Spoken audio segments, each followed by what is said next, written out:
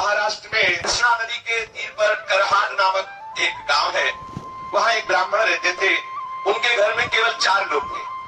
वो ब्राह्मण और उस ब्राह्मण की ब्राह्मणी और उसका पुत्र और उसकी पुत्रवधू। पुत्रवधू बड़ी ही साध्वी और बड़ी ही भक्ता थी। पुत्रवधू का जो नाम था वो सखुबाई था। पुत्रवधू का नाम सखुबाई था। और जो सास थी और जो ससुर थे और जो पति थे, ये तीनों एक ही राशि के थे। दूसरे शब्दों में धुंधकारी थे। जितना उपद्रव करे उतना ही कम। और पूर्ण सती साध्वी सखुबाई बचपन से संत महात्माओं का संग करके निरंतर श्री कृष्ण के चिंतन में तन्मय रहने वाली।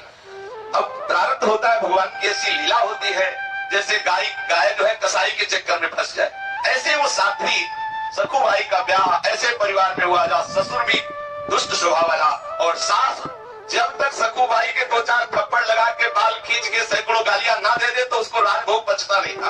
और रात्रि में जब तक पैर दबवा के 2-4 गालियां दे के 1-2 लाख न जमा दे तब तक सहन नहीं होता था। ऐसा उसका स्वभाव था। देखो, ये भक्त का जीवन है।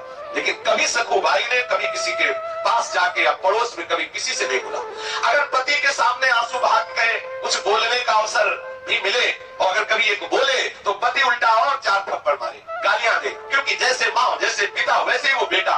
सखुबाई को बहुत कष्ट दिया जाता, लेकिन बलिहारी सखुबाई की भक्ति की कि एक क्षण के लिए भी कभी वो भगवत विस्मरण नहीं होने देती। ये देखो, और कभी ये नहीं कि सास से द्वेष करे, पति से द्वेष करे या ससुर से द्वेष करे, कभी ऐसा नहीं।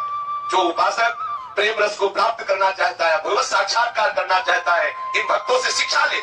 उसी घर में रह के और सब कार्य, ससुर स्नान करेगा तो पानी सखुबाई को भरना है, उसके कपड़े सखुबाई को धोने हैं, सास के कपड़े धोने हैं, पति के कपड़े धोने हैं, सबको भोजन बनाना, सबके बर्तन में, और बाद में जो जूठा बचे वो खाने को देना। और जब सखुबाई भगवत स्मरण करते हुए प्रसाद पावे तो सासू बैठ के जैसे लोरियां सुनाई जैसे गालियां सुनावे।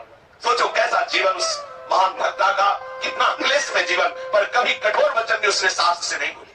जो मान अपमान को, जो लाभ हानि को, जो जय पराजय को, सुख दुख को समान भाव से सहते हुए भगवान स्मरण करता है, भगवान उसके अधीन हो जाते हैं। ये भक्ति का स्वरूप थोड़ा समझना है हमें। यदि हम अनुकूलता को भक्ति समझेंगे तो हमें भागना पड़ेगा, हमें महाअमृत पद से वंचित होना पड़ेगा, हमें ऐसे महासौंदर्य सिंधु प्रभु के दर्शन का अधिकार प्राप्त नहीं होगा। हमें मान अपमान समान रूप से सहना है, लाभ हानि समान रूप से सहना है, सुख दुख समान रूप से सहना है। और हमें देखना है कि मान के समय अपमान के समय कहीं भगवत विस्मरण तो नहीं हो रहा, लाभ के समय या हानि के समय, दुख के समय या सुख के समय कहीं हम प्यारे को अपने भूल तो नहीं रहे हैं। हमें सदैव अपने प्यारे के स्मरण में रहना है। सखुबाई को पीटा जाता है, गालियां दी जाती है, क्लेशात्मक व्यवहार किया जाता है, लेकिन सखुबाई के हृदय में ऐसा विठ्ठल बसे हुए है कि इसका कोई प्रभाव नहीं पड़ता। वो अधिक दुष्टा अभिमानी कुटिला कठोर हृदया जो सास है, ऐसी परम भागवत परम दयालु श्री सखुबाई को प्रति क्षण क्लेश दे रही है। और तीनों एक से बढ़कर मनमानी क्लेश देते, शक्ति भर के जितनी ताकत है सखुबाई को सताते, उनको सताने में सुख मिलता। शरीर सूख रहा है सखुबाई का, फटे पुराने कपड़े पहनने को मिलते हैं, रूखा सूखा खाने को मिलता है, प्रतिक्षण डांट पिटाई, लेकिन हर समय श्री कृष्ण का चिंतन। यह है भक्ति का स्वरूप। और ऐसे ही भक्तों के जीवन में अद्भुत घटनाएं घटती है जिनका यश गान किया जाता है।